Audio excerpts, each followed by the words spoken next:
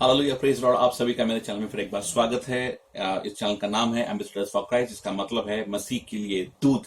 तो आइए हम आज देखते हैं परमेश्वर आज हमसे किस विषय से बात करना चाहता है। ये वाकई में ये अद्भुत ऐसा विषय है कि जिसके द्वारा परमेश्वर आज हमसे बातें करेगा और हमारे जीवन के लिए वो हमसे क्या कहना चाहता है वो देखेंगे। और आज का विषय जो है उसका नाम है परमेश्वर आपने ऐसा क्यों किया। हम बहुत देर बाद परमेश्वर से सवाल पूछते हैं कि परमेश्वर, मैं तो आपके ऊपर विश्वास रखता हूं, मैं तो आपकी प्रार्थना करता हूं, आपके वचनों को पढ़ता हूं, फिर भी मेरे जीवन में ये ऐसा क्यों हुआ। तो आज आप सबको आपके सवालों का जवाब मिलने वाला है और इसके बारे में आज मैं बातें करूंगा। और ये देखने के लिए हम खोलेंगे दानियेल की किताब, इसका 3रा अध्याय, वचन 1 से आगे। 8 से आगे हम पढ़ेंगे। 1 से आगे क्या होता है मैं आपको संक्षेप में बताता हूं। वो कि एक नबूकदनेस्सर नाम का राजा है कि जिसने अपने राज के ऊपर शद्रक, मेशक और अबेदनेगो को उसने अधिकारी करके चुना हुआ है और रखा हुआ है। वो ज्ञानी लोग हैं और उनके ऊपर बाकी जो लोग हैं वो जलते हैं। इसके कारण उन्होंने क्या किया कि उन्होंने शद्रक, मेशक और अबेदनेगो की राजा के पास जाकर चुगली खाई और उन्होंने राजा ने एक मूर्त बनवाई थी जो करीब करीब 90 फीट ऊंची ऐसी मूर्त थी, अपनी खुद की मूर्त थी और उस मूर्त को सोना चढ़वाया था। और राजा ने ऐसी राजाज्ञा की कि जो कोई भी जब कोई बाज, वीणा, सारंगी और इसे शब्द का सुनेगा, जब जैसे ही शब्द उनके कानों पर पड़ेगा, सबको उस मूर्त के सामने नमन करना है। परंतु शद्रक, मेशक और अबेदनेगो जो है वो इस मूर्त के सामने नमन नहीं करते, क्योंकि वो जीवित परमेश्वर के ऊपर भरोसा रखने वाले हैं, जीवित परमेश्वर को मानने वाले हैं और वो उसको छोड़ किसी अन्य देवता की उपासना या आराधना नहीं करते। तो यहां पर हम देखेंगे कि इस वचन के द्वारा कि परमेश्वर आज हमसे क्या क्या बातें करने वाला है। कुछ समय लेंगे इस वचन को पढ़ने के लिए। मैं आपसे विनती करूंगा, कृपया आप अपने दिलों को, अपने मनों को तैयार कर लो ताकि आज इस वचन के द्वारा आप ग्रहण कर सको। धन्यवाद। दानियेल की किताब 3रा अध्याय, वचन 8 से आगे। दानियेल के साथियों पर आज्ञा उल्लंघन का आरोप। उसी समय कई एक कसदी पुरुष राजा के पास गए और कपट से यहूदियों की चुगली खाई। वे नबूकदनेस्सर राजा से कहने लगे, हे राजा, तू चिरंजीव रहे। हे राजा, तूने तो यह आज्ञा दी है कि जो मनुष्य नरसिंगे, बांसुली, वीणा, सारंगी, सितार, शहनाई आदि सब प्रकार के बाजों का शब्द सुने, वह गिरकर सोने की मूरत को दंडवत करे, और जो कोई गिरकर दंडवत न करे वह धधकते हुए भट्टे के बीच में डाल दिया जाए। देख, शद्रक, मेशक और अबेदनेगो नामक कुछ यहूदी पुरुष है जिन्हें तूने बेबीलोन के प्रांत के कार्य के ऊपर नियुक्त किया है। उन पुरुषों ने, हे राजा, तेरी आज्ञा की कुछ चिंता नहीं की। वे तेरे देवता की उपासना नहीं करते और जो सोने की मूरत तूने खड़ी कराई है उसको दंडवत नहीं करते। तब नबूकदनेस्सर ने रोष और चिल्लाहट में आकर आज्ञा दी कि शद्रक, मेशक और अबेदनेगो को लाओ। तब वे पुरुष राजा के सामने हाजिर किए गए। नबूकदनेस्सर ने उनसे पूछा, हे शद्रक, मेशक और अबेदनेगो, तुम लोग जो मेरी देवता की उपासना नहीं करते और मेरी खड़ी कराई हुई सोने की मूरत को दंडवत नहीं करते, तो क्या तुम जानबूझकर ऐसा करते हो? यदि तुम अभी तैयार हो कि जब नरसिंगे, बांसुली, वीणा, सारंगी, सितार, शहनाई आदि सब प्रकार के बाजों का शब्द सुने और उसी क्षण गिरकर मेरी बनवाई हुई मूरत को दंडवत करो, तो बचोगे। यदि तुम दंडवत न करो तो इसी घड़ी धधकते हुए भट्टे के बीच में डाले जाओगे। फिर ऐसा कौन देवता है जो तुमको मेरे हाथ से छुड़ा सके? शद्रक, मेशक और अबेदनगो ने राजा से कहा, हे नबूकदनेस्सर, इस विषय में तुझे उत्तर देने का हमें कुछ प्रयोजन नहीं जान पड़ता। हमारा परमेश्वर जिसकी हम उपासना करते हैं वे हमको उस धधकते हुए भट्टे की आग से बचाने की शक्ति रखता है। वरन हे राजा, वह हमें तेरे हाथ से भी छुड़ा सकता है, परंतु यदि नहीं तो हे राजा, तुझे मालूम हो कि हम लोग तेरी देवता की उपासना नहीं करेंगे और न तेरी खड़ी कराई हुई सोने की मूरत को दंडवत करेंगे।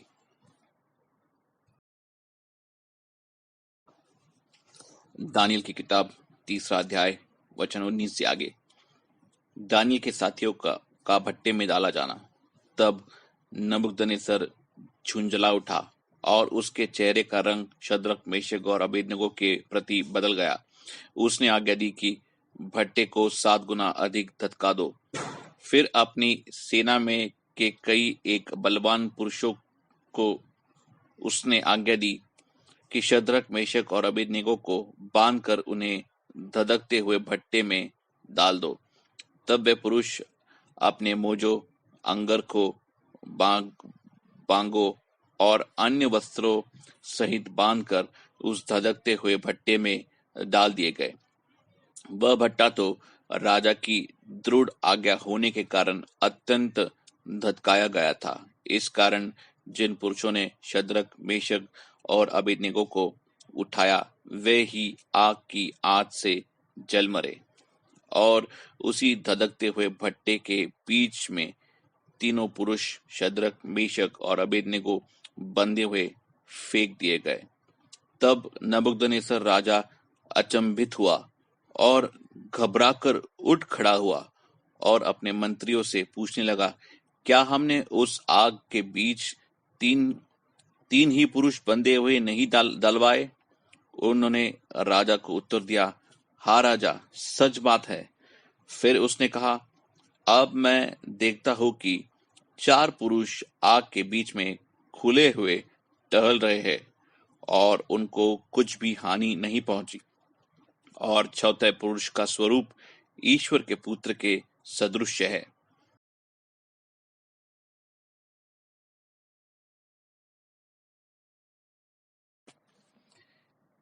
दानियल की किताब 3 अध्याय वचन 26 से आगे। दानियल के साथियों का सम्मान। फिर नबूकदनेस्सर उस धधकते हुए भट्टे के द्वार के पास जाकर कहने लगा, हे शद्रक, मेशक और अबेदनगो, हे परम प्रधान परमेश्वर के दासों, निकल कर यहाँ आओ। यह सुनकर शद्रक, मेशक और अबेदनगो आग के बीच से निकल आए। जब अधिपति, हाकिम, गवर्नर और राजा के मंत्रियों ने, जो इकट्ठा हुए थे, उन पुरुषों की ओर देखा, तब उनकी देह में आग का कुछ भी प्रभाव नहीं पाया और उनके सिर का एक बाल भी न झुलसा। न उनके मोजे कुछ बिगड़े, न उनमें जलने की कुछ गंध पाई गई। नबूकदनेस्सर कहने लगा, धन्य है शद्रक, मेशक और अबेदनगो का परमेश्वर, जिसने अपना दूत भेजकर अपने इन दासों को इसलिए बचाया क्योंकि उन्होंने राजा की आज्ञा न मानकर तुझी पर भरोसा रखा और यह सोचकर अपना शरीर भी अर्पण किया कि हम अपने परमेश्वर को छोड़ किसी देवता की उपासना या दंडवत न करेंगे।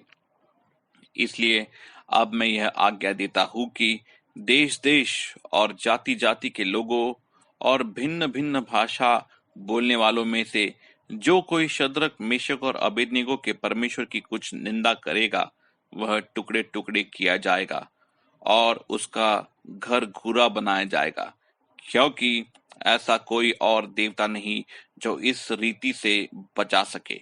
तब राजा ने बबीलोन के प्रांत में शद्रक, मेशक और अबेदनगो का पद और ऊंचा किया। आमीन।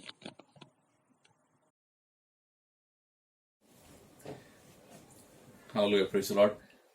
तो जैसे हमने परमेश्वर के वचन से ये पढ़ा, दानियल की 3 अध्याय और वचन 8 से आगे, तो आइए हम सब प्रार्थना करते हैं ताकि आज के वचन से ग्रहण करने के लिए हम अपने दिलों को तैयार कर सके। आइए हम अपने शीश को झुकाएं और अपनी आंखों को बंद करें, अपना मन केवल परमेश्वर की ओर लगाएं। हे अद्भुत परमेश्वर, हम आपके दया के और अनुग्रह के सिंहासन के सामने आते परमेश्वर, और हम अपने आप को आपके सामने शरण लाते हैं परमेश्वर। और प्रभु, हम हमसे प्रार्थना करते हैं कि परमेश्वर, आपकी जो जो बियारी की रोटी जो स्वर्ग से उतर आती है परमेश्वर, जो कि बल्कि आप खुद ही हो। परमेश्वर हमें सहायता करो कि हम आपके वचन को ग्रहण कर सके, आपको ग्रहण कर सके परमेश्वर। और परमेश्वर जो मूसा के तंबू में जो बियारी की रोटी परमेश्वर जो गर्मा गर्म परोसी जाती थी, हम उसी तरीके से हम आपसे प्रार्थना करते कि परमेश्वर आपका वचन, आपकी बियारी की रोटी परमेश्वर इस समय गर्मा गर्म हमें आप दो परमेश्वर। प्रार्थना करते हमारे प्राण को आप आपके वचन के द्वारा तृप्त करो, खिलाओ परमेश्वर आपके स्वर्गीय रोटी से। इस समय सब कुछ आपके हाथों में सौंप देते हैं परमेश्वर, आपके पवित्र आत्मा के हाथों में सौंप देते हैं परमेश्वर। मैं नहीं परंतु आप बोलो, आपके लोगों को आप ही छू लो। उनकी जरूरत आप जानते हो परमेश्वर, उनकी जरूरत के हिसाब से बड़े और छोटे जैसे उनको समझ आए उस हिसाब से आप मेरे मुंह में उन शब्दों को देना, ताकि मैं उनसे आपके शब्द बोल सकूं।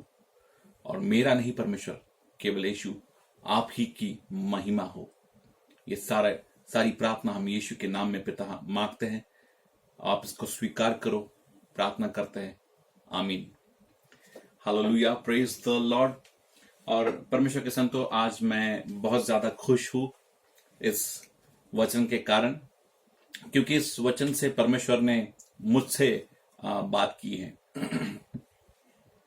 और परमेश्वर के लोगों, हम बहुत बार परमेश्वर से सवाल पूछते हैं कि परमेश्वर मेरे जीवन में आज जो हो रहा है ये क्यों हो रहा है। देखो, विशेष तौर पे मैं उनके बारे में कहूंगा कि जो मसीह में लोग नए नए आते हैं, जिन्होंने अभी अभी मसीह का स्वीकार किया, जिन्होंने अभी अभी मसीह का स्वीकार करके चलने की कोशिश कर रहे, जानने की कोशिश कर रहे, उसी समय कोई तो बड़ा पहाड़ आके उनके सामने खड़ा हो जाता है और वे डर जाते हैं। और हम कहने लगते हैं कि परमेश्वर आप अगर सच्चे हो या आप परमेश्वर हो तो ये समस्या मेरे जीवन में क्यों आई, या अगर यदि आई तो आपने उसे आने क्यों दिया, अगर आने दिया तो आपने मुझे उसमें से क्यों जाने दिया। तो इन सारे सवालों का जवाब आज हमें मिलेगा। इस नबूकदनेस्सर जो राजा ने जैसे उसकी मूर्त बनवाई थी और जैसे उसने राज आज्ञा की थी, राज आज्ञा का पालन होना ही चाहिए। अगर नहीं हुआ तो उनको कहा गया था कि उनको जलते हुए भट्टे में डाल दिया जाएगा। और हमने देखा कैसे अद्भुत रीति से उन्होंने, परमेश्वर ने शद्रक, मेशक और अबेदनगो को उसमें से बचाया। तो परमेश्वर के संतों की मेरा सवाल है, अगर वे परमेश्वर को मानते हैं तो परमेश्वर ने उनको उस जलते हुए भट्टे के अंदर जाने क्यों दिया। जैसे आपके और मेरे जीवन में होता है कि हम परमेश्वर में हैं, हम सब कुछ सही कर रहे हैं, फिर भी उसके बावजूद हम जलते हुए भट्टे में से क्यों जा रहे हैं। हम सब कुछ सही कर रहे हैं, हम प्रार्थना कर रहे हैं, हम उपवास कर रहे हैं, फिर भी उसके बावजूद ये बीमारी मेरे जीवन में, मेरे शरीर में क्यों आई है। अगर आई है तो परमेश्वर ने आने क्यों दिया, अगर है तो उसको क्यों ठहरने दिया परमेश्वर ने मेरे जीवन में। तो परमेश्वर के संतो, इसका जवाब मैं आपको वचन के द्वारा आज दूंगा। तो आइए हम देखते हैं। सबसे पहले जो सवाल है कि परमेश्वर ने इसे आने क्यों दिया। तो परमेश्वर के संतों के परमेश्वर जो है, देखो, आप और मैं जैसे सोचते हैं वैसे वो बिल्कुल नहीं सोचता, क्योंकि उसका वचन कहता है कि जैसे स्वर्ग या फिर आकाश पृथ्वी से ऊंचा है, वैसे मेरे विचार तुम्हारे विचारों से ऊंचे हैं। मतलब मेरे विचार तुम्हारे विचारों से ऊंचे है। तो मतलब यह है कि परमेश्वर के विचार हमारे विचारों से बहुत ऊंचे हैं, और हम नहीं जानते कि ये जो कुछ कर रहा है परमेश्वर क्यों कर रहा है। तो देखो, इस अध्याय में पढ़ने के बाद में मुझे कुछ चीजें जो नजर आई, जो मैं आपके सामने लाना चाहता हूं, और मैं जानता हूं कि जब आपके सामने लाऊंगा तो आपको भी इसके ऊपर यकीन होगा। देखिए, पहले तो क्यों आने दिया, क्योंकि सबसे पहले क्या परमेश्वर देखना चाहता है कि देखो, परमेश्वर का वचन कहता है कि विश्वास के बगैर उसे संतुष्ट करना असंभव है। तो मतलब अगर आपको परमेश्वर को संतुष्ट करना है तो आप में विश्वास होना जरूरी है। विश्वास के बगैर आप उसे बिल्कुल भी संतुष्ट नहीं कर सकते। मैं आपको, तो आइए हम पढ़ते हैं इब्रानियों की पत्री, इसका 11वां अध्याय वचन 6, that is Hebrews chapter 11 verse 6। और यहां पर ऐसा लिखा है, और विश्वास बिना उसे प्रसन्न करना अनहोना है। मतलब विश्वास के बगैर हम उसे प्रसन्न नहीं कर सकते। In English it says, but without faith it is impossible to please God. मतलब परमेश्वर को अगर हमें संतुष्ट करना है तो विश्वास के बगैर हम नहीं कर सकते। तो प्यारे संतो, सबसे पहले तो हमारे पास विश्वास होना चाहिए। किस प्रकार का विश्वास, आइए हम देखते हैं। यहां पर दिया है कि जैसे शद्रक, मेशक और अबेदनगो ने कहा, 3 अध्याय वचन 17 और 18 में हम निकालते हैं। दानियेल की किताब, इसका 3 अध्याय वचन 17, हमारा परमेश्वर जिसकी हम उपासना करते हैं वह हमको उस धधकते हुए भट्टे की आग से बचाने की शक्ति रखता है। वरन हे राजा, वह हमें तेरे हाथों से भी छुड़ा सकता है। तो परमेश्वर के संतो, मैं आपको बताना चाहता हूं कि परमेश्वर देखना चाहता है जो विश्वास जैसे इनके पास में है, जैसे शद्रक, मेशक और अबेदनगो ने परमेश्वर के ऊपर विश्वास जताया और दिखाया कि वे उसके ऊपर पूरा भरोसा रखते हैं। तो परमेश्वर देखना चाहता है कि क्या हमारे पास भी इस प्रकार का विश्वास है। मतलब आपको उदाहरण के तौर पे बताता हूं कि जब हम समस्या में जाते हैं तो क्या हम विश्वास रखते हैं कि परमेश्वर, हमारा परमेश्वर, इस जो समस्या है, जो स्थिति है, उससे मुझे बाहर निकालने की शक्ति रखता है। उदाहरण के तौर पे अगर आप बीमार हो, उदाहरण के तौर पे अगर आपके पास पैसे नहीं है, या फिर आप किसी मुश्किल में फंसे हुए हो, या अभी का उदाहरण अगर हम लेंगे जैसे कोरोना वायरस, अगर ऐसी किसी भयंकर बीमारी से आप ग्रासित हो, या फिर आपको कुछ नजर नहीं आ रहा है, आपको लग रहा है कि अब ये अंत हो चुका है, तो मुझे आपको बताने दो, परमेश्वर आपसे चाहता है कि आप उसके ऊपर भरोसा रखें, विश्वास रखें कि परमेश्वर आपको इससे बाहर निकालने की शक्ति रखता है। आमेन। मतलब वो आपको इससे झुलसने नहीं देगा, वो आपको इससे मरने भी नहीं देगा, वो आपको इसमें तकलीफ होते रहने नहीं देगा, बल्कि वो आपको इसमें से बाहर निकालेगा। तो परमेश्वर के संतो, सबसे पहला जो है हम देखते हैं वो कि परमेश्वर चाहता है कि हम में वो विश्वास रहे। और देखिए, अगर विश्वास नहीं है तो आप प्रार्थना कीजिए और परमेश्वर से मांगिए कि परमेश्वर आप मुझे वो विश्वास दो ताकि मैं आपके ऊपर वो भरोसा दिखा सकूं, आपके ऊपर वो विश्वास दिखा सकूं। और विश्वास जो है, वचन कहता है कि विश्वास सुनने से, परमेश्वर के वचन को सुनने से आता है। तो अगर आपके पास विश्वास नहीं है तो पवित्र शास्त्र को खोलिए, उसको पढ़िए, और एक वचन कोई तो जो आपको ऐसा मिलेगा कि जिससे आपको यकीन होगा, जिससे आपको पता चलेगा कि परमेश्वर मुझसे इस वचन से बात कर रहा है। और जो कि मैं आपसे कहना चाहता हूं कि ये जो आज का संदेश आपके लिए आ रहा है, ये परमेश्वर की ओर से आया हुआ संदेश है। और वो परमेश्वर आपसे कह रहा है, आपके दिल से कह रहा है कि आप उस आपके विश्वास को बढ़ाइए। देखो, परमेश्वर कहता है कि अगर राई के दाने इतना भी, राई के दाना छोटा होता है, बहुत छोटा होता है, उतना भी अगर विश्वास आपके पास हो, इसका मतलब है हमारे पास राई के दाने इतना भी विश्वास नहीं होता है। इसमें मैं आपके बारे में नहीं कह रहा हूं, मैं मेरे बारे में भी कह रहा हूं, किसी के पास भी इतना विश्वास नहीं होता है।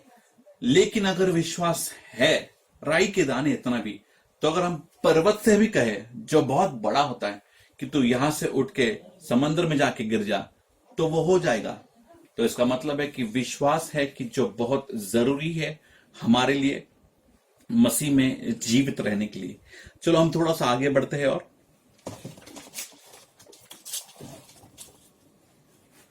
दूसरा, परमेश्वर हमें क्यों इस स्थिति में जाने देता है। देखिए, जैसे नबुकदनेस्सर राजा ने परमेश्वर को चुनौती दी कि मैं देखता हूं, क्या कहा उसने, फिर ऐसा कौन देवता है कि जो तुमको मेरे हाथ से छुड़ा सके। 15 में दिया है, दानियल की किताब 3 अध्याय और वचन 15 की आखिर में दिया हुआ है। फिर ऐसा कौन देवता है, परमेश्वर को चुनौती दे रहा है। यह मैं नबुकदनेस्सर के बारे में नहीं कह रहा है, यह मैं आपके और मेरे स्थिति के बारे में कह रहा हूं। वो मानो कि जैसे परमेश्वर को चुनौती देने की कोशिश करते, कौन तुझे बचा सकता है, मैं भी देखता हूं। लेकिन परमेश्वर के संत हो, परमेश्वर जो है वो इस चुनौती का स्वीकार बस करता नहीं, लेकिन वो दिखा देता है कि वही अकेला जीवित खुदा है कि जो आपको इस स्थिति से, इस जलते हुए भट्टे से जीवित बाहर निकाल सकता है बिना कुछ हानि पहुंचे।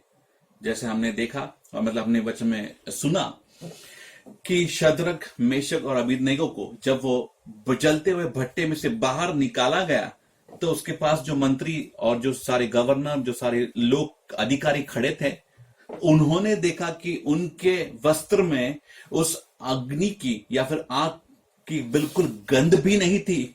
मतलब वो जो अग्नि या जो समस्या जो आपके और मेरे जीवन में है, भले वो कितनी भी भड़की हुई दिख रही है, लेकिन वो आपका एक बाल भी बाका नहीं कर सकती, क्योंकि आपका परमेश्वर आपके साथ में है। आमेन, हालेलुया।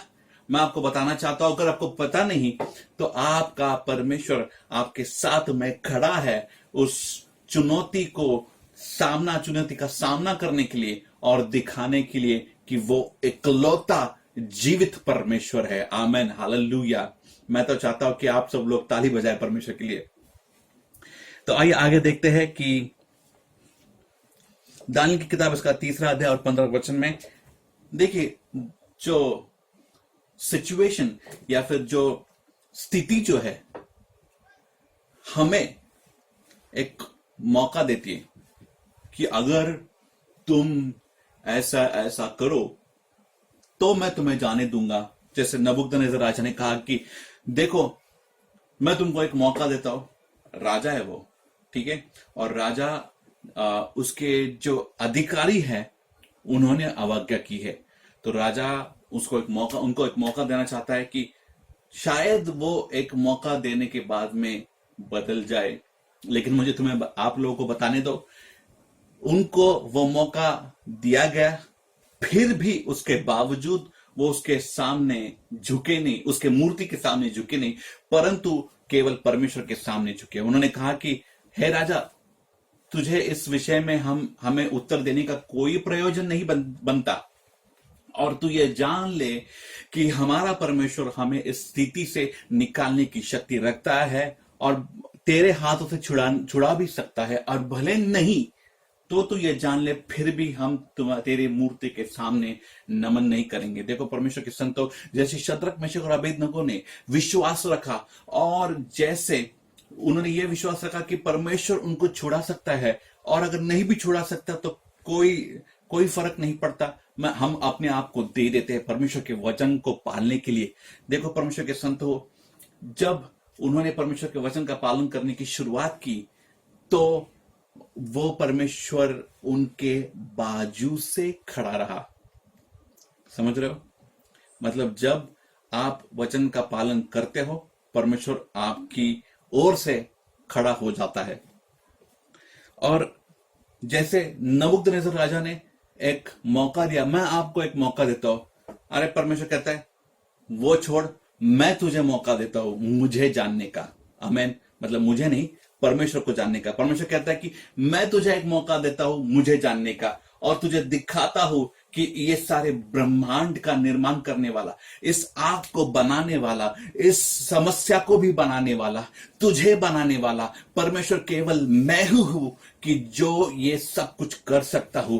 और परमेश्वर उस राजा को उस समय मौका देता है, वो शद्रक, मेशक और अबेदनगो को मौका देता है उसके आज्ञा पालन करने का, लेकिन परमेश्वर उसे एक मौका देता है कि वो जीवित परमेश्वर को जान सके।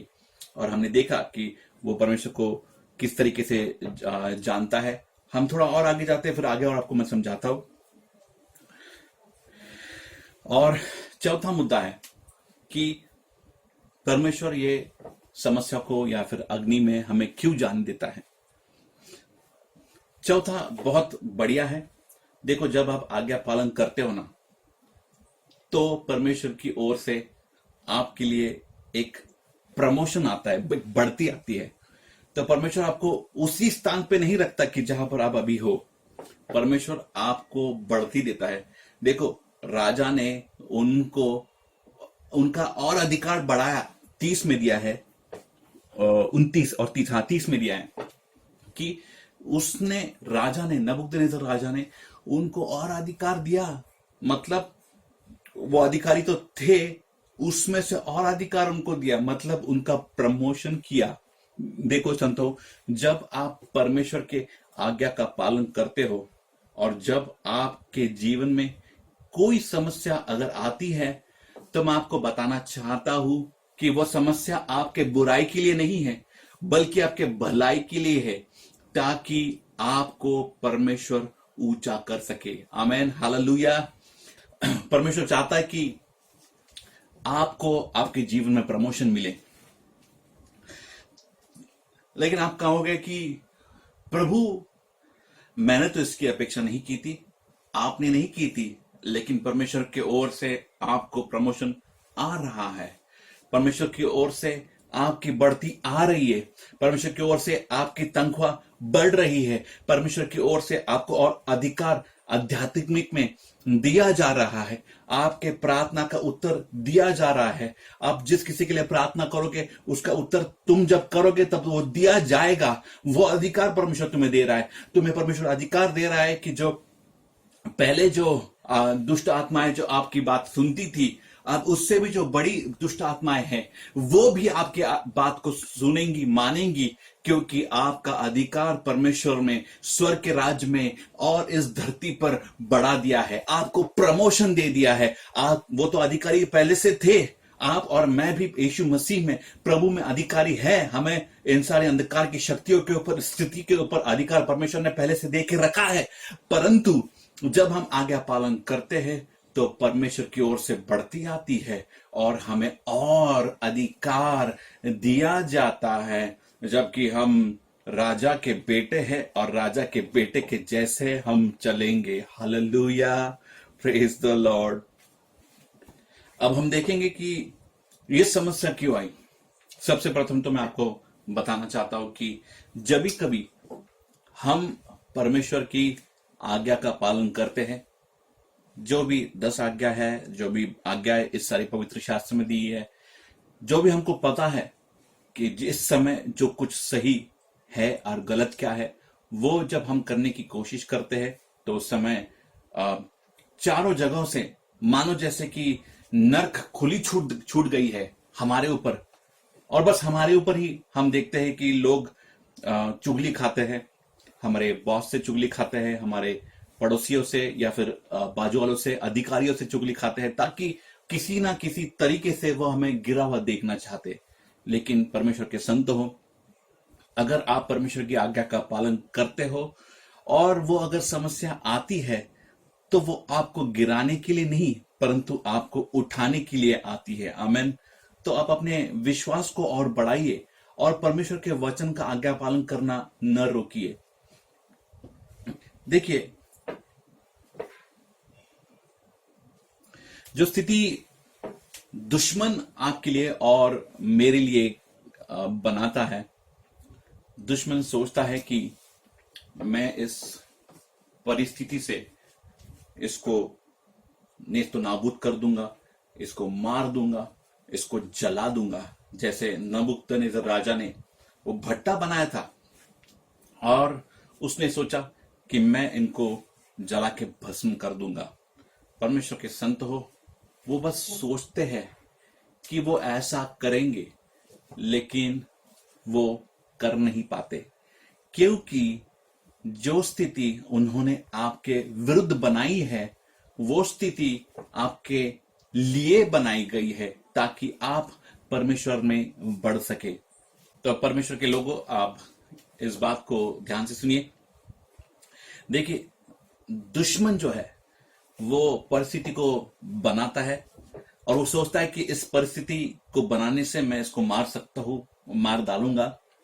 लेकिन परमेश्वर के लोगों, मैं आपको बताना चाहता हूं, शायद आपको ये पता नहीं और उनको तो बिल्कुल भी पता नहीं कि जो ये स्थिति को बनाते हैं, कि ये अपना जो परमेश्वर है वो जीवित परमेश्वर है और वो परमेश्वर ही है कि जो हर स्थिति को बनने देता है, हर तूफान को बनने देता है, हर लहर को उठने देता है, और वही है कि जो लहरों को भी सीमा देता है, और वही है कि जो इस स्थिति का भी परमेश्वर है। जिस किसी स्थिति में आप अभी हो इस समय, भले वो बीमारी हो, भले वो चंगाई हो, या भले कोई भी खराब स्थिति लगती हो आपको, या फिर मानो कि ऐसी स्थिति है कि जैसे कि आपको लग रहा है कि चारों तरफ से संकट आपके ऊपर गिर रहा है और आप मानो कि उसके नीचे दबे जा रहे हो और आपको आसपास का कोई रास्ता नजर नहीं आता, सामने रास्ता नजर नहीं आता, पीछे रास्ता नजर नहीं आता।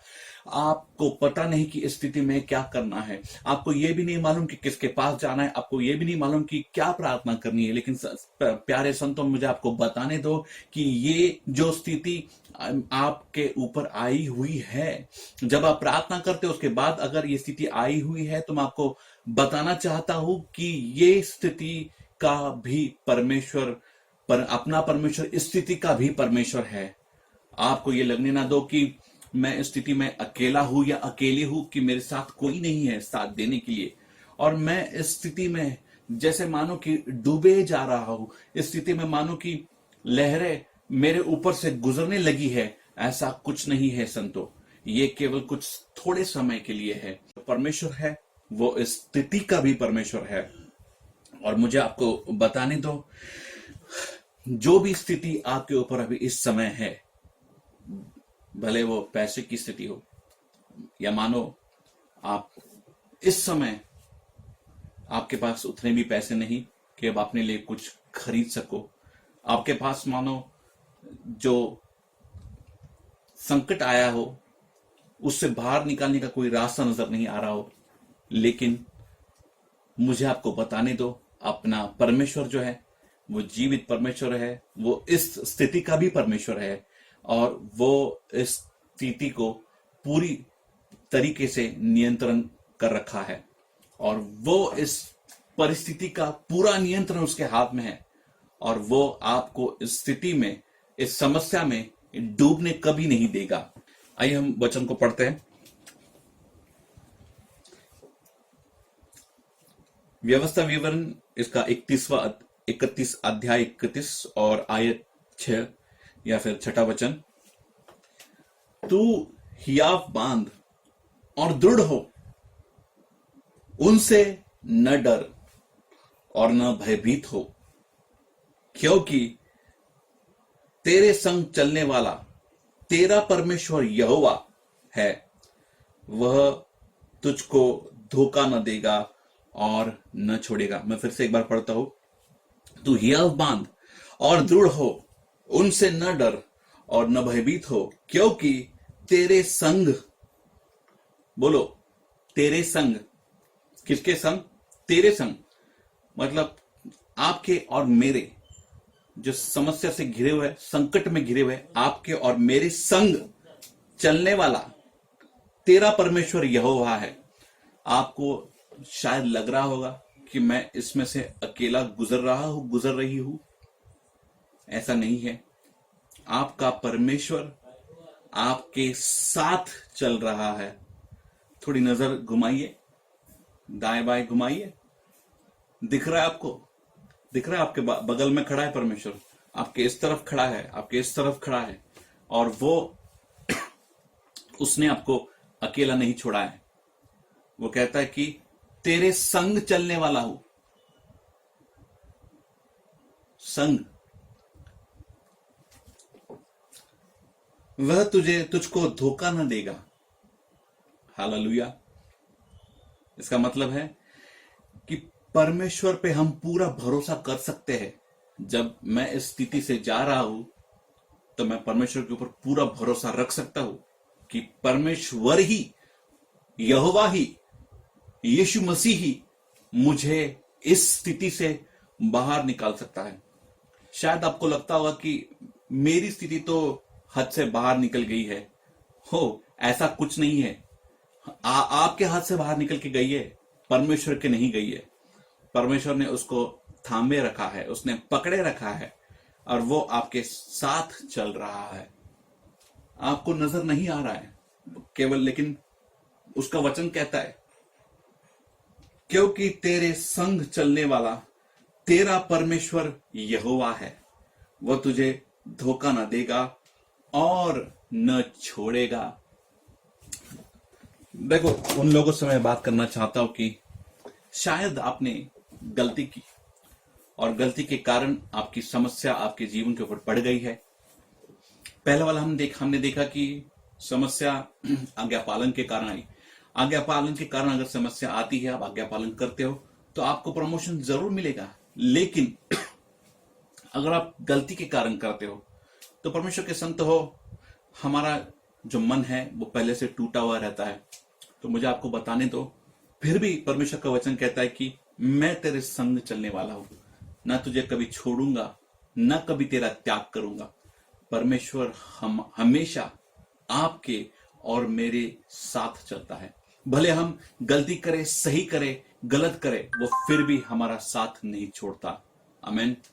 परमेश्वर के संतो, मुझे आपको बताने दो कि अगर आपकी गलती के कारण आपके ऊपर समस्या आई है तो अभी इस समय पूरे मन से पश्चाताप करो, परमेश्वर की ओर एक नई तरीके से मुड़ो और परमेश्वर से प्रार्थना करो कि परमेश्वर, आप फिर से मेरा स्वीकार करो और मैं आपकी ओर एक नई तरीके से मुड़ रहा हूं।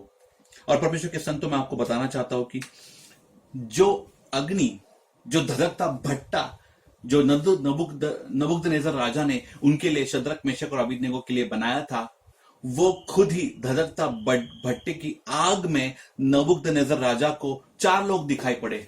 आपको पता है वो चौथा कौन था? मैं आपको बताता हूं। आपको पता भी है, लेकिन मैं आपको समझाता हूं कि उसने क्या देखा। देखो परमेश्वर के संत हो, आपको लगता है कि मानो आप अकेले हो, लेकिन जब आप परमेश्वर के नाम से खड़े होते हो तो उस समय परमेश्वर आपके साथ में खड़ा रहता है। परमेश्वर के संतों, परमेश्वर का वचन कहता है कि परमेश्वर, हमारा परमेश्वर जो है वो एक जलती हुई आग के समान है कि जो जला के भस्म कर देता है। लेकिन जला के भस्म उनको कर देता है कि जो तुम्हारे विरोध में खड़े हो जाते हैं। जैसे कि जो बलवान पुरुषों ने, सेना के बलवान पुरुषों ने उनको उठाया और उनको जलते हुए भट्टे में डालने के लिए लेके गए, और वचन कहता है कि वही आग से जल मरे। आमीन।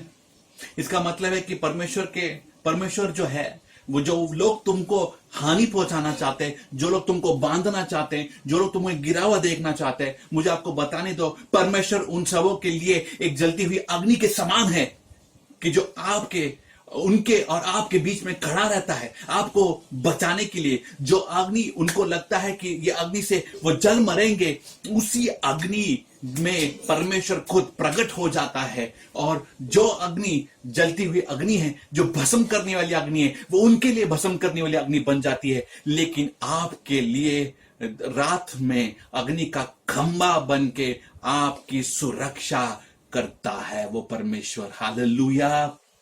आपका परमेश्वर ऐसा परमेश्वर है कि जो आपको बांधना चाहते हैं उनको ही वो तहस नहस कर देता है, उनको ही जला देता है, उनको ही उनके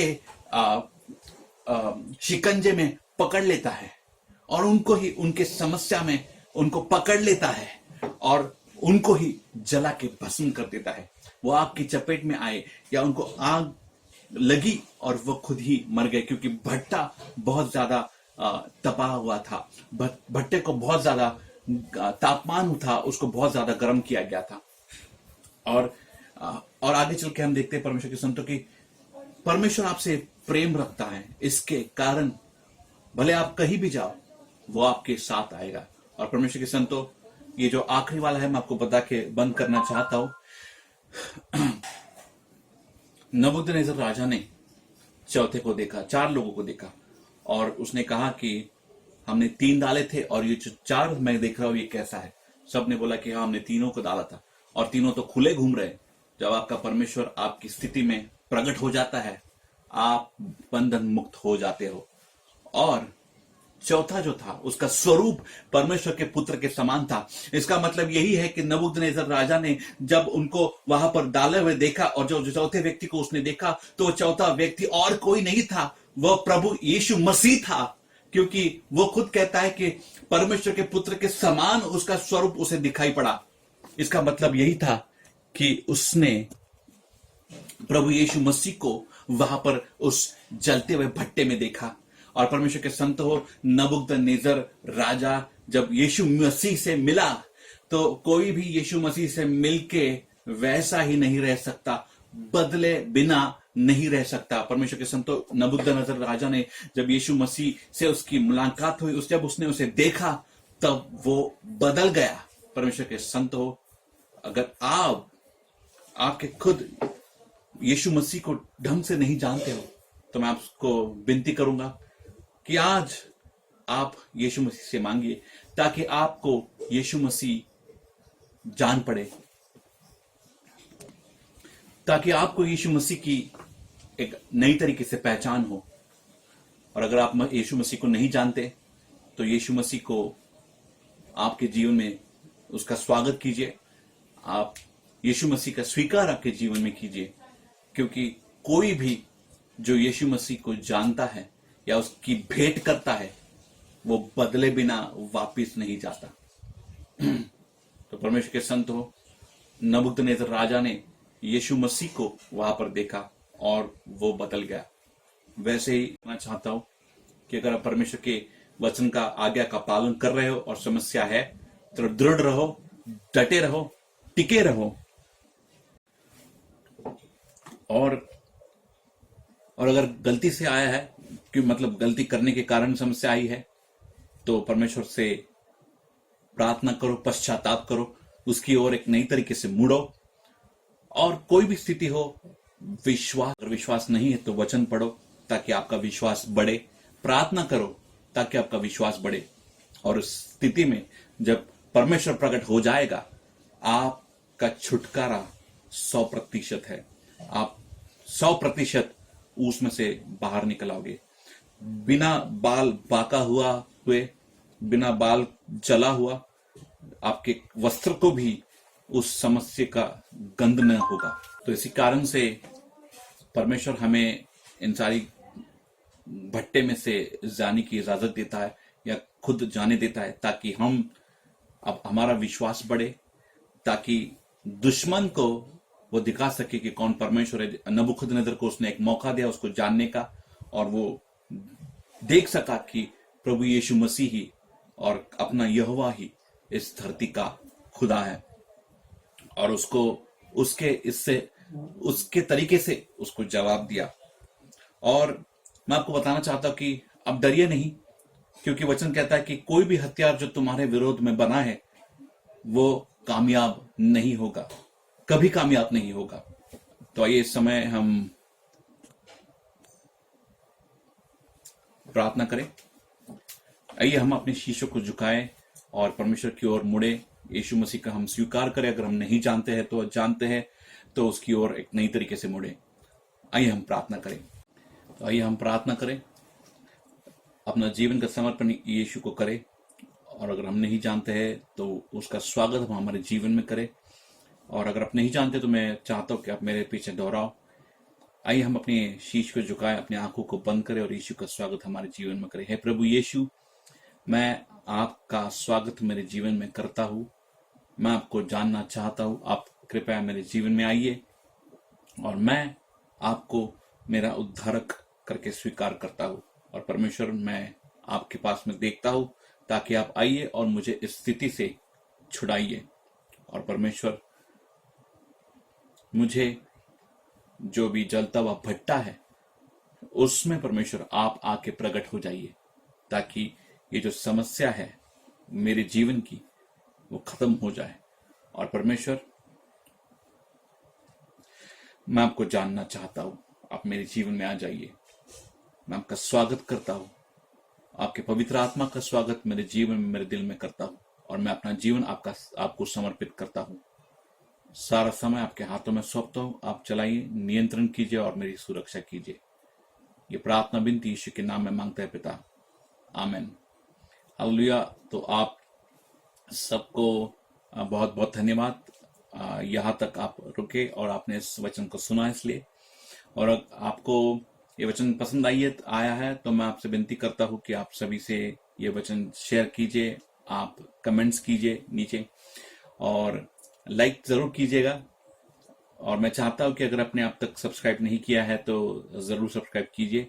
आने वाले जो नए वीडियोस हैं, मैं ऐसे वीडियोस परमेश्वर से प्रार्थना कर रहा हूँ कि ताकि मैं और बना सकूं, ताकि बहुत लोगों तक ये वीडियोस पहुंचे, उनके जीवन में परिवर्तन आए और उनके जीवन बदल जाए।